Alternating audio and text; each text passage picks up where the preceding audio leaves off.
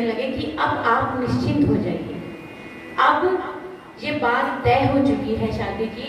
आप लोग जाकर माता पार्वती के घर में हिमालय के घर जाकर लगन पत्रिका लेकर जाइए और वहां से शुभ मुहूर्त निकलवा कर लेकर आइए। लगन पत्रिका लेकर गए, लाकर दी लगन पत्रिका माता पार्वती के घर, हिमालय के घर, और उधर लगन पत्रिका भी आ गई। अब क्या किया जाए भगवान शंकर को समाधि से उठाने के लिए? ब्रह्मा जी कहने लगे देवी देवताओं से कि आप लोग जाकर, क्योंकि आपका कार्य है, आप तारकासुर का अंत करवाना चाहते हैं, इसलिए आप जाकर भगवान शंकर को समाधि से उठाइए। तो वे कहने लगे कि फिर तो हमें तारकासुर तो क्या ही मारेगा, भगवान शंकर तो हमें पहले ही खत्म कर देंगे जब हम उनको समाधि से उठाने जाएंगे। तो क्या किया जाए? ब्रह्मा जी ने क्या हल निकाला कि काम को बुलाया जाए। काम को बुलाए। पहले कामदेव नहीं थे, पहले इनका नाम काम ही था। जब पुरुषार्थ के लिए इन्होंने अपने शरीर को दे दिया, अपने आप को खत्म कर दिया, तब से ये कामदेव बन गए। कामदेव को बुलाया तो कामदेव समझ गए अपना कार्य सुनकर कि भगवान शंकर की समाधि को तोड़ना है, तो वे जान गए कि मेरी मृत्यु तो निश्चित ही है। लेकिन देवी देवताओं के कार्य को जानकर, भगवान के कार्य को जानकर और जगत की व्यवस्था को जानकर उन्होंने इस कार्य को करना ठीक समझा। तो क्या किया? कामदेव चल पड़े भगवान की समाधि को तोड़ने के लिए। तो गोस्वामी तुलसीदास जी कहते हैं कि 48 मिनट लगे कामदेव को भगवान शंकर तक पहुंचते हुए।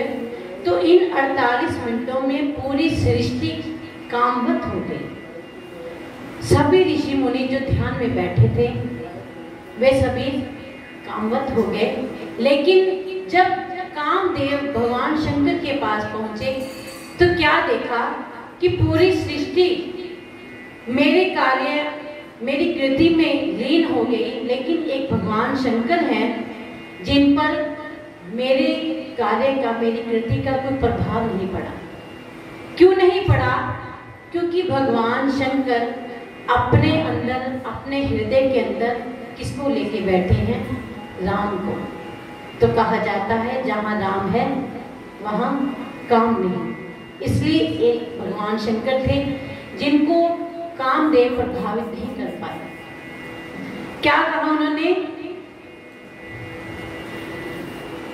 कि जिनके अंदर, जिनके हृदय के अंदर हमेशा नाम की अमृत धारा बह रही हो, तो उनको कामदेव कभी अपने प्रभाव से प्रभावित नहीं कर सकता।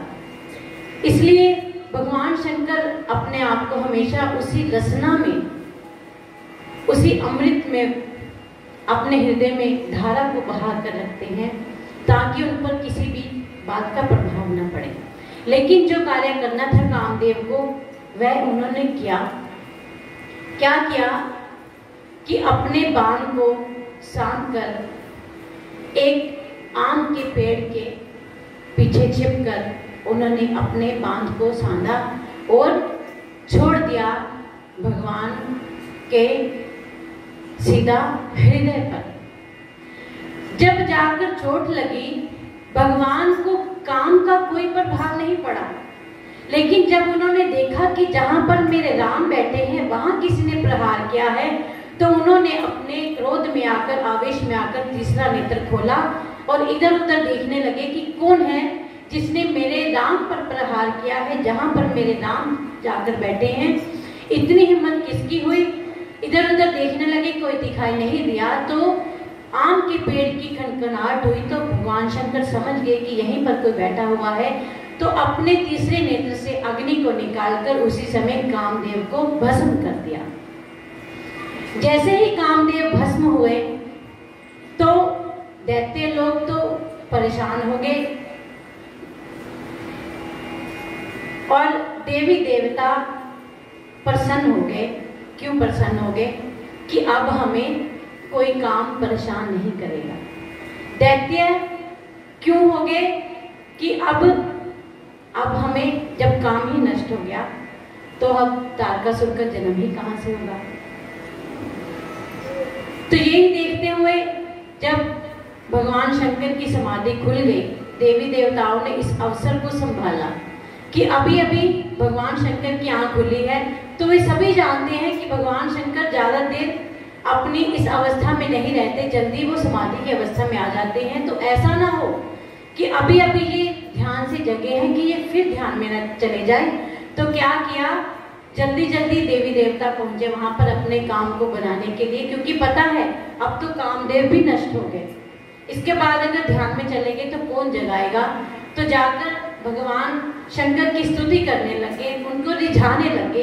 क्या कहकर, शंकर तेरी जटा में, शंकर तेरी जटा में बहती है गंगाधारा, शंकर तेरी जटा में बहती है गंगाधारा, शंकर तेरी जटा में, शंकर तेरी जटा में बहती है गंगाधारा, काली घटा के अंदर, काली घटा के अंदर जिम्मेदारी उतारा, शंकर तेरी जटा में, शंकर तेरी जटा में गलमुंड माल राजे, शिभार पर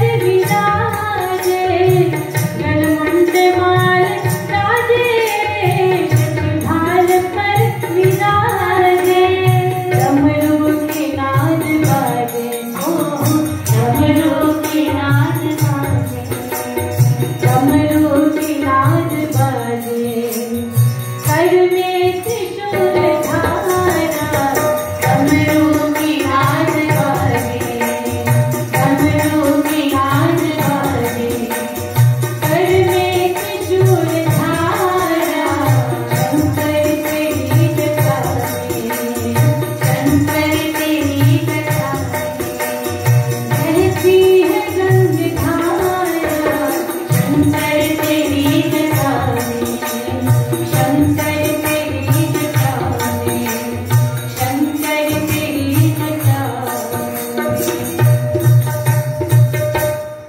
शंकर जी को रिझाने लगे कि अब ये किसी प्रकार से जगे ही रहे। ब्रह्मा जी आए और आकर सभी देवी देवताओं को कहने लगे कि अब आप जाइए, अब मेरी जिम्मेवारी है, अब आप जाकर भगवान शंकर की विवाह की तैयारी करवाना शुरू कीजिए। और क्या कहने लगे ब्रह्मा जी कि सभी देवी देवता आपका विवाह देखना चाहते हैं, क्योंकि उनको पता है कि भगवान शंकर अपने भक्तों की प्रसन्नता में ही प्रसन्न होते हैं। अगर उनको ये कहा जाता कि हम आपका विवाह करेंगे तो भगवान शंकर कहते कि नहीं नहीं, मुझे कोई विवाह नहीं करना। तो क्या कहने लगे कि आपके भक्तों की इच्छा है कि आपके विवाह को देखो अपने स्वार्थ के लिए, नहीं तो किसी को क्या आवश्यकता है। इतने समय से किसी को याद नहीं आया। भगवान शंकर वैरागी रूप में बैठे हैं कि जाकर उनको समझाएं, वैराग्य से निकालें। आज जब उनकी आवश्यकता पड़ी तो कहने लगे कि हम आपका विवाह देखना चाहते हैं, हमारे मन में प्रसन्नता होगी आपके विवाह को देखकर। और वो भोलेनाथ जो सबकी बातों में आ जाते हैं, सब कुछ जानते हुए भी जो मौन रहता है, तो कहा जाता है कि जो घर का बड़ा सदस्य होता है ना, वो सब कुछ जानते हुए भी मौन रहता है। हम कहते हैं कि वो मौन है, शायद उसको पता नहीं, लेकिन उसको सब पता है कौन किस प्रकार से आकर उनके समक्ष कोई बात कह रहा है, रिझाने के लिए कह रहा है या वास्तविकता में वो सत्य बोल रहा है। लेकिन वो हम इस भ्रम में रखते हैं कि चलो ये बच्चे हैं, प्रसन्न हो जाए, इनको ये भ्रम इनका बना ही रहे। तो ये संकेत है बड़ों का, ये मुखिया का संकेत है कि वो किस प्रकार अपने बच्चों को अब उनके भ्रम में रहने देते हैं ताकि वो प्रसन्नता में रहें। तो क्या किया, ब्रह्मा जी ने सप्तऋषियों को भेजा लग्न पत्रिका देकर। लग्न मुहूर्त विचार कर सप्तऋषियों ने लग्न पत्रिका ब्रह्मा जी को लाकर दी। ब्रह्मा जी ने उसको देखकर देवताओं को सुनाया। सभी देवता सुनकर आनंद मनाने लगे और अपने अपने धाम को चले गए। अब देखिए, सब भूल गए कि विवाह किसका है। सबको लगने लगा कि विवाह हमारे घर में है। सभी देवी देवता अपने घर सजाने लगे, जाकर बधाइयां गाने लगे अपने अपने घरों में। और कैलाश पर्वत में केवल भगवान शंकर और उनके भृंगी श्रृंगी उनके साथ। वहां पर कोई उत्सव नहीं मनाया किसी ने। देखिए, ये स्वार्थ की दुनिया, स्वार्थ के सभी लोग, ये उनकी दुनिया है, भगवान शंकर की देवी देवता। और अब हमारी दुनिया यही है जहाँ पर हम रह रहे हैं। तो क्या किया, सभी देवी देवता जाकर अपने अपने वाहनों को सजाया, घरों को सजाया, जाकर नाच गान करने लगे अपने अपने घरों में। आज विवाह है भगवान शंकर का। श्रृंगी भृंगी प्रसन्न हो रहे हैं कि आज हम भगवान की शादी के लिए निकलेंगे, और पर हैरान हो रहे हैं भृंगी श्रृंगी कि आज शादी का दिन है लेकिन कोई भी देवी देवता तो आया नहीं। सभी तो कह रहे थे हम आपका विवाह देखना चाहते हैं, विवाह देखने के लिए तो उनको कैलाश में ही आना पड़ेगा, लेकिन यहाँ तो कोई भी नहीं आया। लेकिन उनको पता था कि सभी लोग, सभी देवी देवता अपने अपने इंद्र देवता अपने स्वर्ग में जाकर नाच गान चलाकर बधाइयां गाने लगे और अपने अपने वाहनों को सजाने लगे। यमराज हैं जो अपने भैंसे को सजाने लगे, काले के लुट्टे को रगड़ रगड़ कर नहलाने लगे कि आज इसको ही सफेद करूंगा। और कुबेर अपने पुष्पक विमान को सजाने लगे, तरह तरह की लाइटें लगाने लगे, चाइना वाली लाइटें लगाने लगे मंगवा कर कि आज सबसे सुंदर विमान मेरा ही होगा। किसी को ये याद नहीं है कि भगवान शंकर का वाहन कौन सा होगा, किस प्रकार उनको लेके जाया जाएगा। सबको अपनी अपनी पड़ गई, जिस प्रकार हमें अपनी अपनी होती है। किसी भी विवाह में हम जाने से पहले यही सोचते हैं कि हम पहले अपने आप को देखें, कितने हमने सूटकेस तैयार करने हैं, क्या क्या हमने डालना है। हम ये नहीं देखेंगे कि पता नहीं विवाह के कार्यक्रम में कितना बड़ा कार्य, कितना भी हो, छोटा हो, हमने तो विवाह में जाना है सबसे सुंदर बनकर। तो यही विचार देवी देवताओं के मन में। जब कैलाश पर्वत पर कोई नहीं आया तो श्रृंगी भृंगी कहने लगे कि प्रभु और तो कोई आया नहीं आपको सजाने के लिए, विवाह तो आपका है, तो ऐसा ना हो कि हम ही आपको सजा दें। भगवान शंकर कहने लगे श्रृंगी भृंगी से कि तुम्हारे अलावा मुझे कोई सजा भी नहीं सकता, कोई और आकर बताइए भगवान शंकर को सजाएगा। भगवान शंकर कैसे सजेंगे? सांप के साथ। कौन आकर सांप को पकड़े और कौन भगवान शंकर को सजाए। तो भगवान शंकर बैठ गए शिला पर कि आओ अब मुझे विवाह के लिए सुसज्जित करो। किस प्रकार सजाने लगे भगवान शंकर को। तो आइए आज हम सब मिलकर भगवान शंकर का श्रृंगार करेंगे। हम जाकर शिवलिंग पर उनका श्रृंगार करते हैं, किस किस प्रकार करते हैं।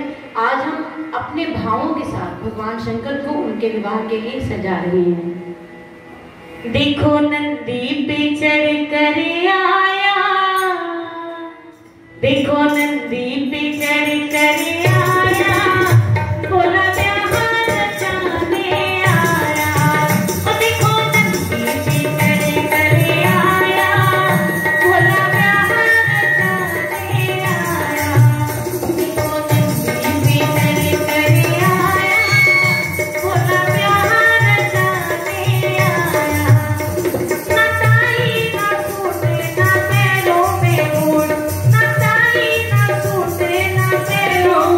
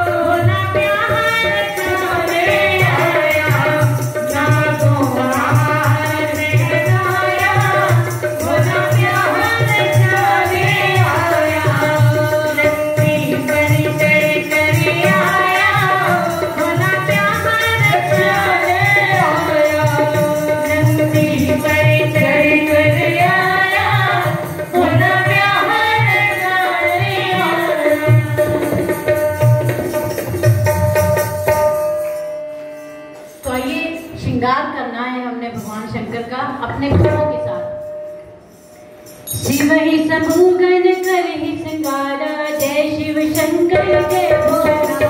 शिव ही समूगन कर ही सिंगारा, जय शिव शंकर जय भोला। जटा मुकुट हरि मोर सुवारा, जय शिव शंकर जय भोला। जटा मुकुट हरि मोर सुवारा, जय शिव शंकर जय भोला। कुंडल कानन पहने प्यारा, जय शिव शंकर जय भोला। कुंडल कंकण कंगन प्यारा, जय शिव शंकर जय भोला। चंदन मोती पटके हरि खाना, जय शिव शंकर जय भोला। अखिल नाथ सुंदर दिल गंगा, जय शिव शंकर जय भोला। नैन नीति उपवीत भुजंगा, जय शिव शंकर जय भोला। वर्ण कंठी और नरतिर माला, जय शिव शंकर जय भोला। अब्र बेच शिव धाम कृपाला, जय शिव शंकर जय भोला। और त्रिशूल अरुण मनो विराजा, जय शिव शंकर जय भोला। चले बसे चढ़ी बाजे बाजा, जय शिव शंकर जय भोला। चले बसे चढ़ी बाजे बाजा, जय शिव शंकर जय भोला।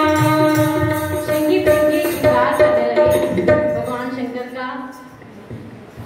कामदहन के समय जब भगवान शंकर की जटाएं खुली थी तो क्या किया, गणों ने उन्हीं जटाओं को ऐसा बांधा कि उसका मुकुट बन गया, पगड़ी बन गई जो कि दूल्हा पहनता है।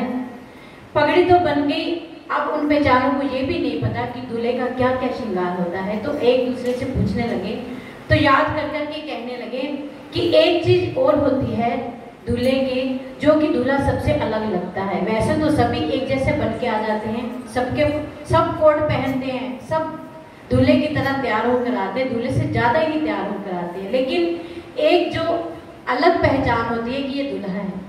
क्या पहचान होती है उसकी, कि उसका सेहरा बना होता है। तो गण कहने लगे कि इनका सेहरा बनाया जाए तभी तो पता चलेगा कि ये दूल्हा ये है। तो किस प्रकार बनाया जाए, पूछने लगे कि वो कैसा होता है सेहरा, किस प्रकार का होता है, हमें तो पता नहीं। तो कहने लगे कि वो आगे चेहरे के आगे लड़ियां लगी होती हैं। अच्छा लड़ियां, अब लड़ियां कहाँ से आए कैलाश पर्वत पर, वहां तो खाने के लिए कुछ नहीं मिलता, तो लड़ियां सजाने के लिए कहाँ से मिलेंगी। क्या किया, जो सा उनके पास सलोन है तो वो वही श्रृंगार करेगा। क्या किया, पतले पतले सर्पों को उठाया और भगवान के इस जटाओं पर ऐसे बांध दिया कि वो आगे झूलने लगे। जो तो उनका मस्तक था वो यहाँ पर टांग दिया ताकि उनका मुकुट बन जाए, और जो पूंछ थी वो आगे चेहरे पर लटका दी, उसका सेहरा बन गया। अब क्या करना है, कानों में चाहिए। कानों में अब इतने लंबे लंबे तो होते नहीं उनके कुंडल, तो क्या कुंडल कैसे डाले, कानों में बिछुए डाल दिए छोटे छोटे जो कि कुंडल लगे। और अब कहें कि अभी गला सुना लग रहा है भगवान का, अब गले में क्या डाला जाए। गले में गए शमशान, वहां से 10-12 नरमुंड उठाए और एक बड़ा सा सांप लेकर उसमें नरमुंडों को पुरोकर भगवान शंकर के गले में डालकर कहने लगे, वाह क्या बात है, आज तक ऐसा श्रृंगार किसी का नहीं होगा। और देखा कि गले का श्रृंगार भी हो गया, कानों का हो गया, सेहरे का हो गया। अब क्या रह गया लगाने वाला, कि जिससे लगे दूल्हा है, पाउडर रह गया लगाने वाला, कि वो सफेद सफेद नहीं लग रहा चेहरा। तो क्या किया जाए, अभी अभी किसी की चिता जली थी, गरम गरम भस्म उठाकर वहां से लगाई नहीं, एक तो होता है ना कि पाउडर लगा दिया, भस्म लगा दी, पोत दी भगवान के ऊपर, जिस प्रकार बच्चे अपना मुंह पोत लेते हैं पाउडर के साथ। तो भगवान को ऐसा पोत दिया कि मोटी मोटी उसकी लेयर बना दी। तो गोस्वामी जी कहने लगे कि वो तो पहले से ही कर्पूर गौरम करुणावतारम। तो आप खुद ही सोचिए, जो पहले से ही ऐसा हो उसके ऊपर और सफेद कर दिया जाए तो क्या रूप होगा उनका। उनको अच्छा बनाने की बजाय उनको विकराल और बना दिया, और उनके माने कि वो सबसे सुंदर आज भगवान शंकर ही लग रही हैं। तो जब भगवान शंकर ने देखा कि मैं तो तैयार हो चुका हूँ, डमरू उठाया और खड़े हो गए अपने आसन से। खड़े हुए तो क्या देखा गणों ने कि भगवान आज तो किसी और नगरी में जाना है, आज तो आपको कुछ डालना पड़ेगा। यहाँ कैलाश में तो काम चल जाता है बिना कुछ डाले, लेकिन आज तो कुछ डालना पड़ेगा। आज ऐसे काम नहीं बनेगा। तो क्या डाला जाए, वस्त्र कहाँ से सिलवाएं अब जाकर? तो क्या किया, कहने लगे कि अब क्या डालें, जो बागंबर नीचे बिछा रखा है हम उसको ही डाल लेते हैं। बागंबर उठाया, लपेट दिया भगवान शंकर के चारों ओर। अब वो लंबी चौड़ी धोती तो है नहीं बागंबर जो कि गांठ लगाकर अटक जाए। वो बागंबर इतना और वो सखत, अब उसको अटकाए कहाँ, कैसे बंधा रहे, उसको पकड़ के भी नहीं रख सकते सारी शादी में। तो एक सांप को बुलाया जो कि बड़ा नाच रहा था, कूद रहा था बड़ा जोर जोर से। उसको बुलाया, इधर आओ इधर आओ इधर आओ। आया, एक काम तुमको सौंपा जा रहा है जो सबसे जरूरी है। अब वो खुश हो गया, भगवान की शादी में मुझे सबसे जरूरी काम हुआ। क्या? हाँ मैं जरूर करूँगा। क्या काम है बताओ? काम तो तुम्हें बता देंगे, पर ये है कि ढोल बाजा बजे और तुम वहां से उठकर अपना नाचने लग जाओ काम छोड़कर। ऐसा तो नहीं करोगे? नहीं, आप मुझे काम सौंपे, मैं नहीं नाचूंगा, मैं अपने आप को रोक के रखूंगा। अच्छा ठीक है, तो तुम्हें क्या करना है, इस बागंबर को तुम्हारे साथ हम बांध रहे हैं। तुमने चाहे कितना भी तूफान आए, कितने भी ढोल नगाड़े बजे, तुमने खुलना नहीं है। तुम्हारे हाथ में अब हमारी लाज है। कहने लगा ठीक है मैं करूंगा, चाहे कुछ भी हो जाए मैं नहीं खुलूंगा।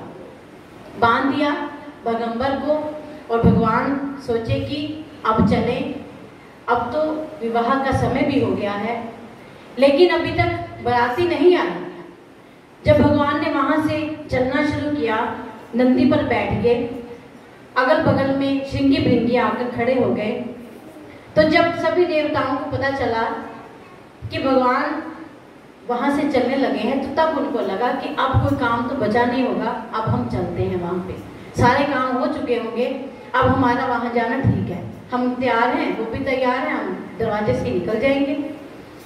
अब जब जाकर देखा मौके पर, पहले जाते तो कुछ बदल भी देते भगवान को, अब तो कुछ बदल भी नहीं सकते, सारा श्रृंगार हो चुका है। जाकर देखा भगवान का विकराल रूप, वो खुद अपना पता नहीं कितना कितना महंगा बेचारे मेकअप करवा के आए कि हम ही देखेंगे सब लोग, हम ही सबसे सुंदर लगेंगे। तो आप ही सोचिए कि सब लोग विवाह में जब सुंदर लग रहे हों, तो एक आदमी जो सबसे अलग लग रहा हो, सुंदर ना लग रहा हो, तैयार भी ना होके आया हो, गंदे कपड़े डाल के आया हो, तो सब लोग किसको देखेंगे? सुंदर वालों को, या बार बार उसकी तरफ देखेंगे कि ये कौन है, ये कौन है? सुंदर वालों को तो सब भूल ही जाएंगे कि कौन सुंदर लग रहा है, सब उसको देखेंगे, क्योंकि आदत है, स्वभाव है लोगों का कि जो सबसे अलग होकर चलता है दुनिया उसको ही देखती है। अब उनको लगे हमें कौन देखेगा, और जो देवी देवताओं की पत्नी थी वो सोचने लगी कि इनके साथ हम जाएंगे बारात में, ये रूप है। पहले तो आकर सोचने लगे कि हम देखें तो सही दुल्हा कौन सा है, दुल्हा कैसा है। जब आकर देखा, जैसी इच्छा होती है माताओं की, दुल्हा देखें कहीं हमारे वाले से सुंदर तो नहीं। तो जब देखा शिवजी के रूप को, तो कहने लगी ये दूल्हा, अरे बाप, इसके साथ हम बारात में जाएंगी, अरे हम तो कब से तैयार होने लगी हैं, लेकिन ये तो हमारा सब कुछ खत्म करेंगे। तो अपने देवताओं से कहने लगी कि हम इनके साथ नहीं चलेंगी। तो माननी पड़ती है, आप सब लोगों को पता ही है कि किस प्रकार देवियां मनवा लेती हैं अपनी बात को।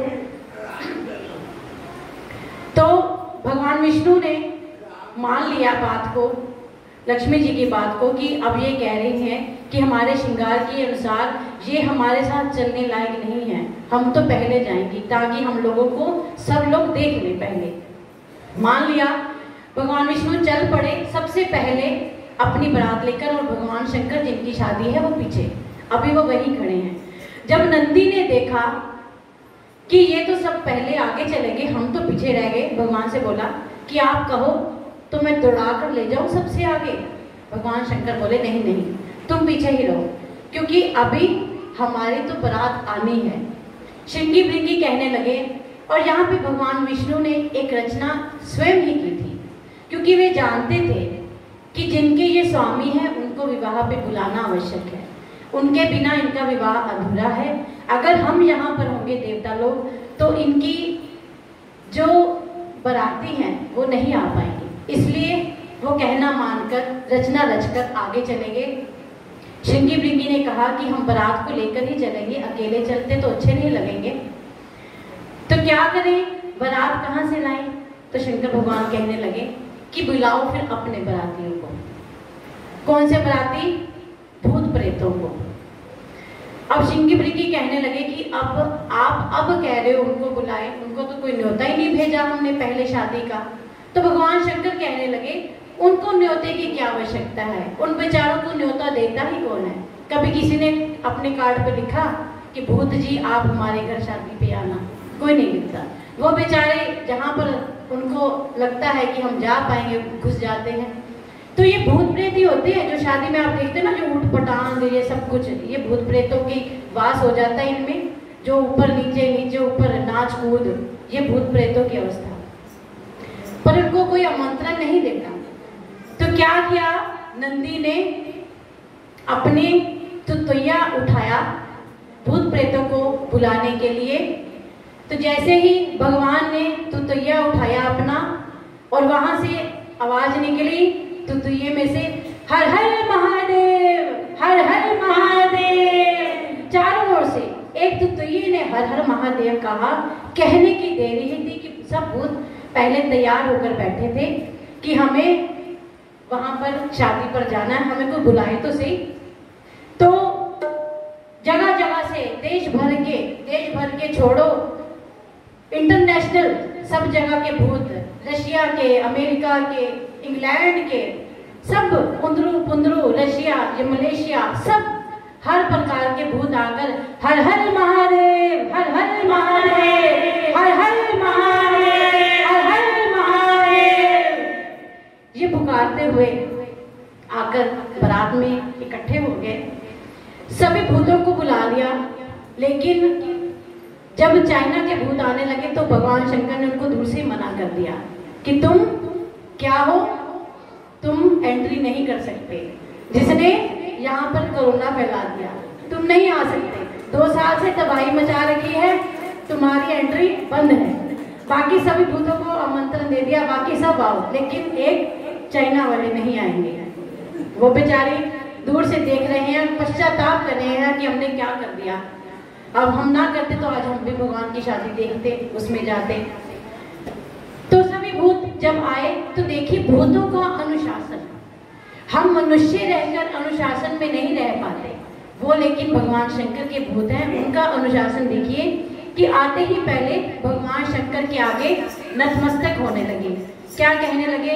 शिव अनुशासन सुन सब आए, जय शिव शंकर जय भोला, पद चल शीश दिन नाए, जय शिव शंकर जय भोला, नाना बावन नाना देश, जय शिव शंकर जय भोला, जीते शिव समाज निज देखा, जय शिव शंकर जय भोला, तुहीन पुरुष काहू, जय शिव शंकर, दिन पद कर को पद काहू, जय शिव शंकर जय भोला, विपुल को दे जगीता, जय शिव शंकर जय भोला, कृष्ण को वत्सल कीना, जय शिव शंकर जय भोला, जय शिव शंकर जय भोला, जय शिव शंकर जय भोला, जय शिव शंकर जय भोला, ओ जय शिव शंकर जय भोला। सभी जय शिव शंकर जय भोला आकर भगवान शंकर के आगे नतमस्तक होते हैं। भगवान शंकर अपने भूतों की, अपने समाज को देखकर प्रसन्न हो रहे हैं। क्या क्या रूप है उनका कि किसी का तो मुख ही नहीं है, प्लेन है बिल्कुल यहाँ से, और कोई भूत कि चारों तरफ मुख ही मुख, मुख ही मुख, मुख ही मुख, यही नहीं पता कि खाना कहाँ से है। एक भूत आया नतमस्तक होने, उसकी बाजू ही नहीं है, और अगला ही भूत आया, उसकी बाजू ही बाजू, सारे पेट में से भी बाजू, कमर में से भी बाजू, कंधे में से बाजू, सिर से बाजू, ऐसा ऐसा रूप भूतों का यहाँ पर वर्णन किया है भगवान तुलसीदास जी ने, क्योंकि ये बिना बात के किसी को तंग नहीं करते, क्योंकि ये शिव के अनुशासन में रहने वाले हैं। किसी ने त्रिपुट लगा रखा है, तो कोई रक्त से नहाकर आया हुआ है। और लेकिन समानता सब में क्या है कि सबने हाथ में अपने अपने एक एक खोपड़ी पकड़ रखी है, जिसमें वो डालकर कुछ खाएंगे। और भूत चलते चलते विवाह का आनंद लेते लेते आज उनको पहली बार मौका मिला है विवाह को देखने का। तो भूत सभी क्या कर रहे हैं, नाच रहे हैं, क्या गाते गाते।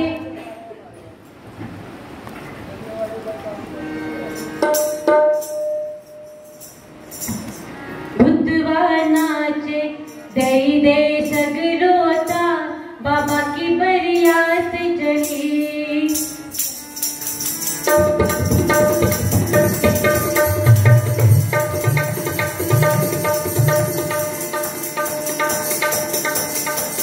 भूतवा नाचे दई दई सगरोता, बाबा की बरियात चली। बाबा की बरियात चली, बाबा की बरियात चली, बाबा की बरियात चली, बाबा की बरियात चली। जज दुल्हो सच बनी बराता, जज दुल्हो सच बनी बराता, दुल्हो सच बनी बराता, दुल्हो सच बनी बराता। सुखी में कोई मगी जाता, सुखी में कोई मगी जाता, सुखी में होई जग माता, कोई जग माता। भूतवा नाचे दई दई सगरोता, बाबा की बरियात चली, बाबा की बरियात चली, बाबा की बरियात चली, बाबा की बरियात चली। सभी ताली नहीं देगा। भगवान की शादी में भूत नाच रहे हैं, आनंद मना रहे हैं इस मौके को देखकर कि आज हम शादी में जा रहे हैं। अपने आप को वो तो बहुत अच्छा समझ रही है, लेकिन ये नहीं पता कि जिस जिस नगर से वो बारात गुजर रही है वो सारे नगर गांव खाली होते जा रहे हैं। कोई बारात देखने के लिए खड़ा है तो वो भाग जा रहा है अपना नगर छोड़ के, अपना घर छोड़ के। इतनी भयानक बारात को आज पहली बार ही देखा है उन लोगों ने। तो सभी देवी देवता आगे चल गए, पहुंच गए अगवानों के पास। तो बूढ़े वहां पर अगवान खड़े हैं, बड़े बूढ़ों को पहले स्वागत के लिए जैसे खड़ा कर दिया जाता है। तो वो भगवान विष्णु को देखकर कहने लगे इतने सुंदर को कि आप ही है ना दूल्हा। हम जानते हैं कि हमारी पार्वती का दूल्हा इतना सुंदर ही होगा। तो भगवान विष्णु कहने लगे नहीं नहीं, मैं अभी दूल्हा नहीं हूँ, दूल्हा तो पीछे आ रहा है। तो सोचने लगे अच्छा बराती इतना सुंदर, तो दूल्हा तो पता नहीं कितना सुंदर होगा। तो इतनी खुशी में प्रसन्नता से नाचने लगा वो बूढ़ा बेचारा। तो ब्रह्मा जी कहने लगे नाचो बेटा नाचो, जितना नाचना है अभी नाच लो, क्योंकि जब वो बारात आ गई, जब दूल्हा आ गया तो तुम नाचना कूदना भूल जाओगे, अभी जितना नाचना है नाच लो। और ब्रह्मा जी क्या कहने लगे सभी देवी देवताओं से कि जो कुछ जलपान मिल रहा है ना वो ग्रहण करते जाओ जल्दी जल्दी, इससे पहले कि पीछे वाला समाज जहाँ तक पहुँच जाए फिर हमें कोई नहीं पूछने वाला। तो जो देवी देवता आगे निकले हुए तो उनको नहीं पता कि पीछे कौन सा समाज हमारे आ रहा है। पीछे जब उन्होंने आवाज सुनी बम बम बोलो जय शिव बम बम बम बम बोलो जय शिव बम बम बम बोलो जय शिव बम बम बम बोलो जय शिव बम बम बोलो जय शिव बम बम बोलो जय शिव बम बोलो जय शिव बम बोलो जय शिव। कुछ और तो आता नहीं बेचारों को, एक ही लाइन आती है जय शिव बम। उसके आगे चाहे वो बकड़म लगाए सब कुछ लगाकर वो बेचारे नाच रहे हैं कि हमें नाचना है बस, चाहे कुछ भी बोलकर नाचते जाए। जब देवी देवताओं ने सुना कि ये बबम बबम की आवाज कहाँ से आ रही है, हम सभी तो पहुंच गए ये पीछे से आवाज देने वाला कौन है। तो पीछे मुड़ के देखने लगा कि पीछे से आवाज, तो दूसरे देवता पूछने लगे पीछे क्या देख रहे हो, आगे देखो तुम्हें जूस दे रहे हैं। कहने लगा अरे इसको बाद में बिना पहले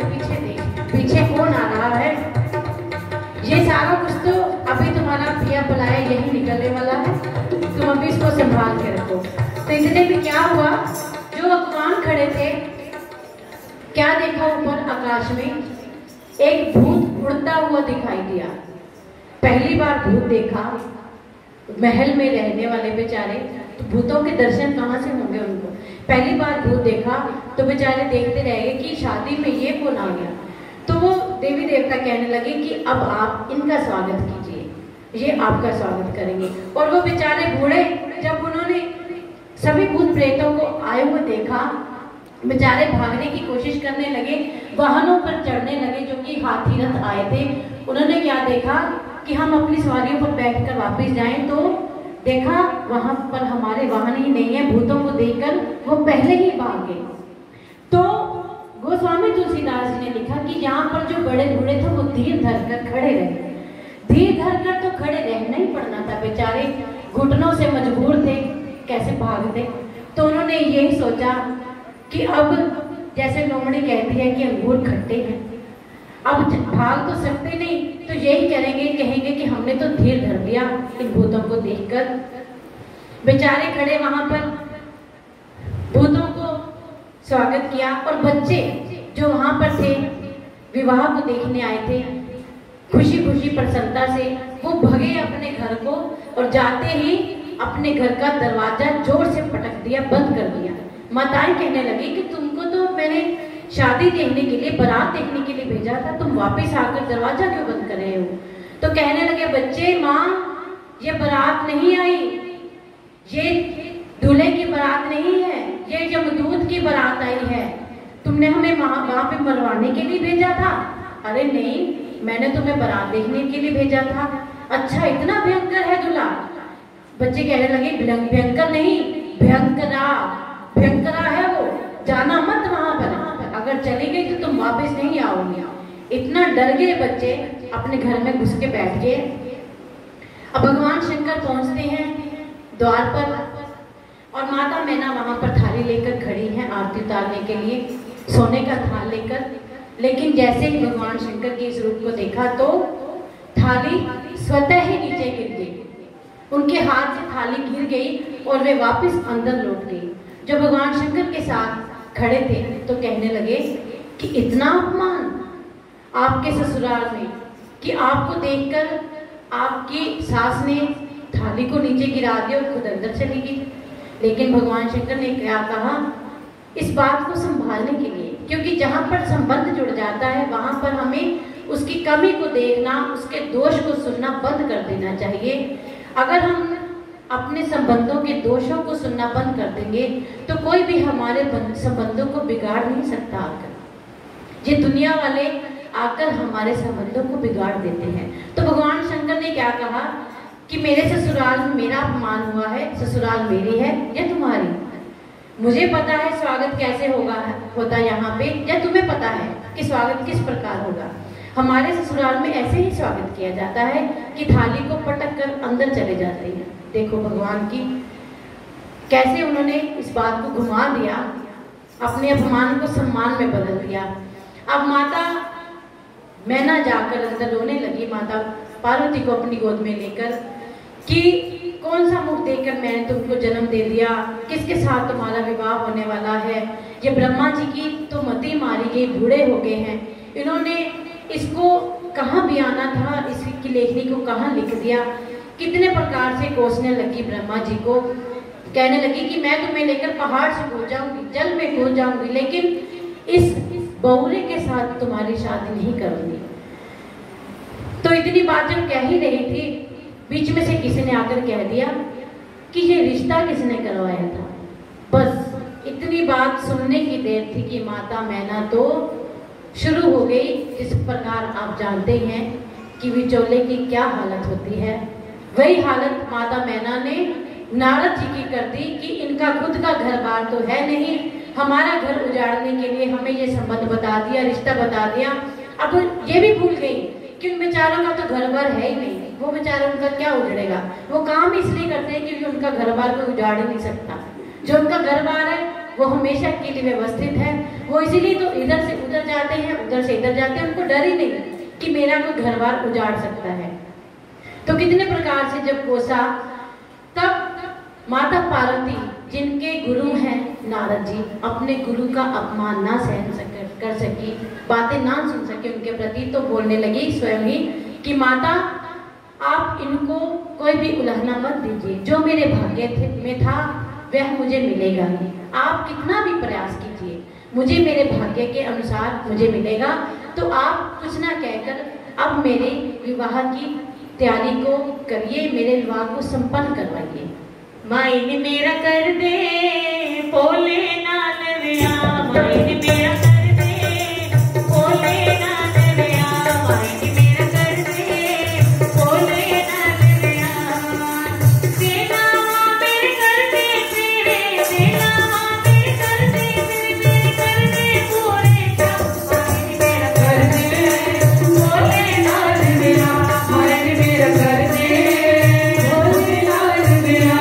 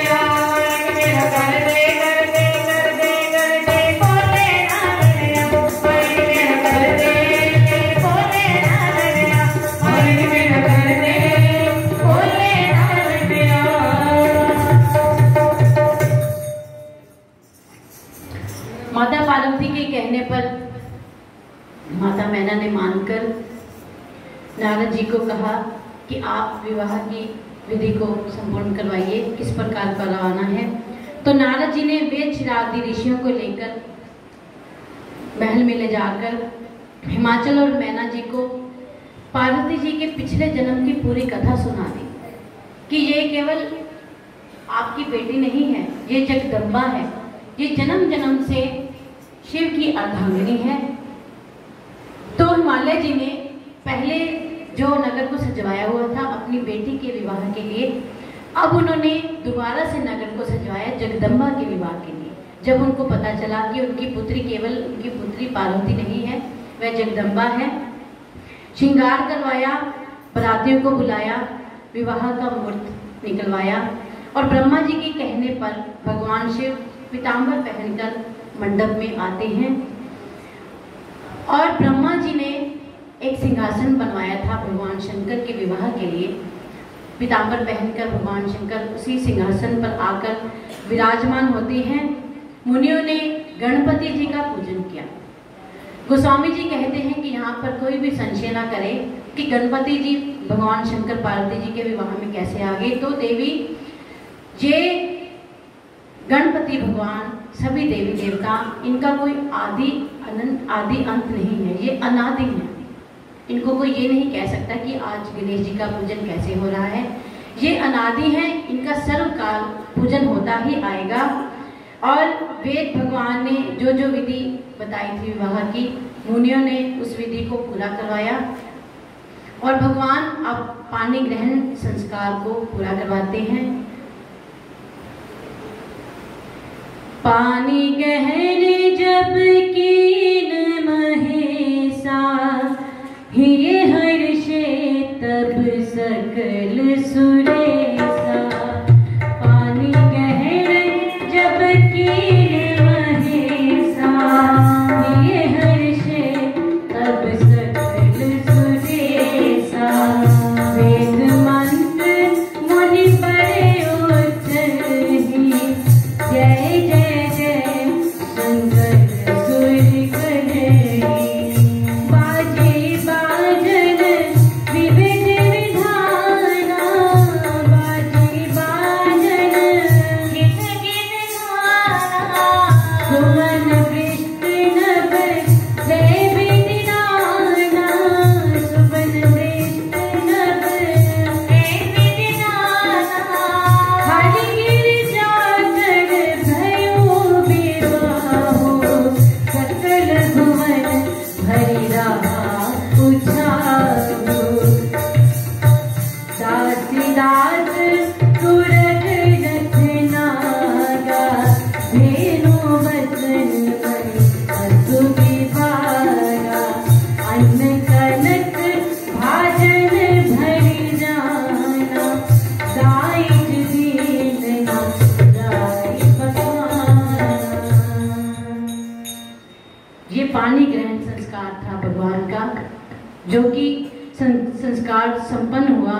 तीनों लोग 14 भुवन में एक ही ध्वनि गूंज उठी, बोलिए उमापति महादेव की जय। बोलिए बोलिए शंकर भगवान की जय। उमा महाशिव भगवान की जय। चारों तरफ देवी देवता यही जय जयकार करने लगे। हिमाचल जी महाराज जी ने इतना दहेज दिया जिसका वर्णन नहीं किया जा सकता।